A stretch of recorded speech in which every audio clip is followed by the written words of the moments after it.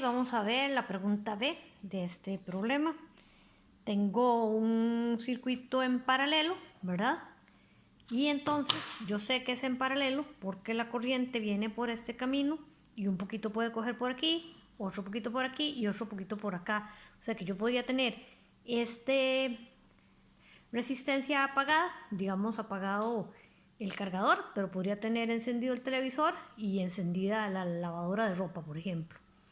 En cambio, en un circuito en serie, la corriente toda es la misma, no hay otro camino por donde irse, toda es la misma, exactamente la misma. En cambio, aquí se divide, un poquito corriente por aquí, otro por acá. Entonces vamos a calcular la resistencia equivalente. En un circuito en serie era muy fácil, nada más sumamos 2 más 2, 4, más 5, 9, qué fácil. En un circuito en paralelo, nosotros que tenemos que el inverso de la resistencia equivalente es igual a la suma de los inversos. Y parecería que diera lo mismo, pero no es cierto.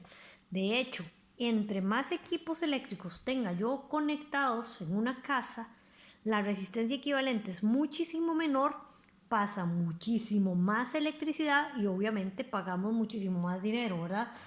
Pero es la forma en que yo puedo tener conectados varios equipos, si no, no podría, ¿verdad? En paralelo no. Yo no puedo poner más porque ya el voltaje no me da, no alcanza. En cambio aquí el voltaje es el mismo.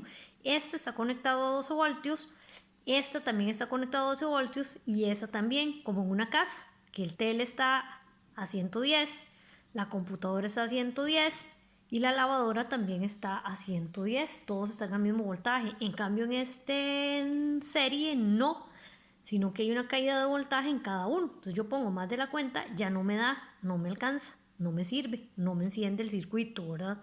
Ok, vamos a estar aquí, ya me distraje, con la resistencia equivalente. ¿Cómo sumo yo los inversos? Pues muy fácil. Ponemos esta tecla que ustedes conocen, ¿verdad? La tecla de sumar fracciones y pongo 1 sobre 2, ¿verdad?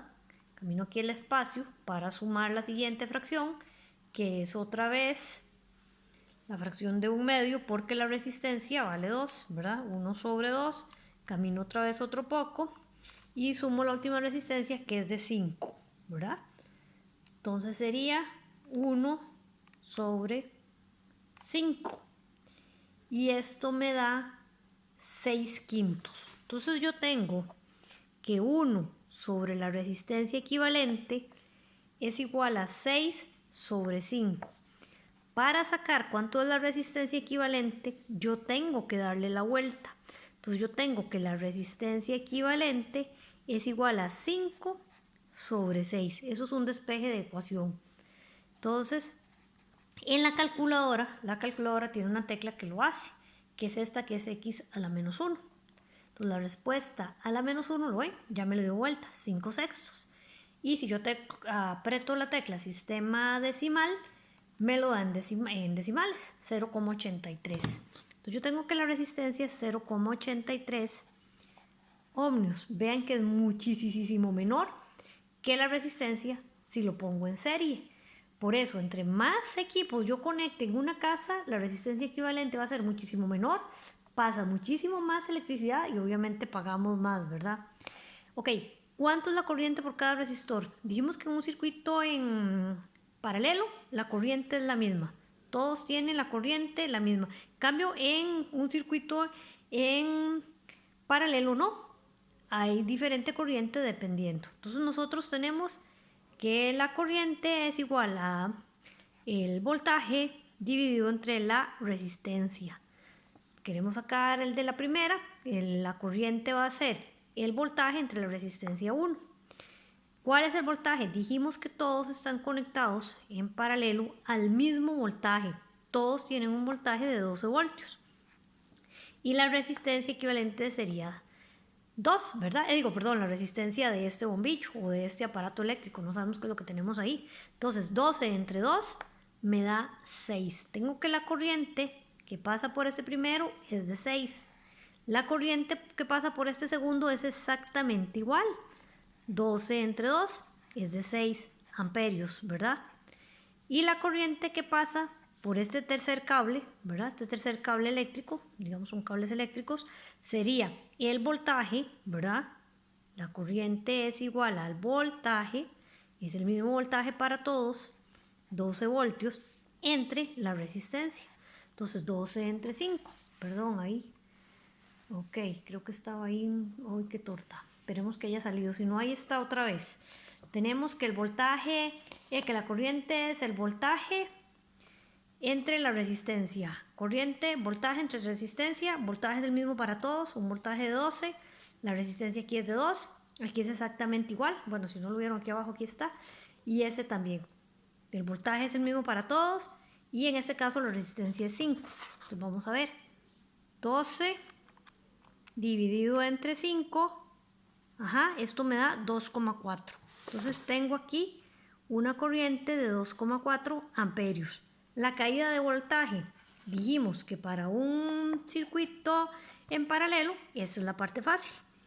La caída de voltaje es el mismo para todos. Es la misma caída de voltaje para este que para el otro. Y la potencia disipada, ¿verdad? Dijimos que la potencia es igual a la corriente al cuadrado por la resistencia. Entonces puedo sacar cada una de las potencias disipadas. La corriente para este primero es de 6 amperios. ¿Cuál es la resistencia? 2. Me daría una potencia disipada de 12. La potencia disipada para este segundo sería la corriente, que es la misma de 6, por la resistencia, que es 2, serían 12 watts también.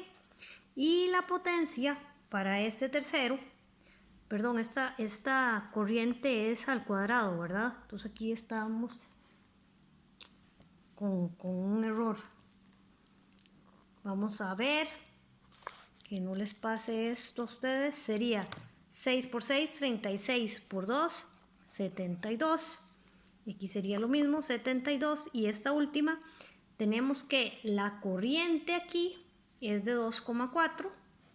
Sería 2,4 al cuadrado por lo que vale la resistencia, que vale 5. Entonces la potencia sería, vamos a ver, 2,4 al cuadrado por 5. Esto me daría 28,8. 28,8 watts. Y entonces lo sumo con los anteriores y obtengo la potencia total, ¿verdad? Sería 72 más 72 más 28,8.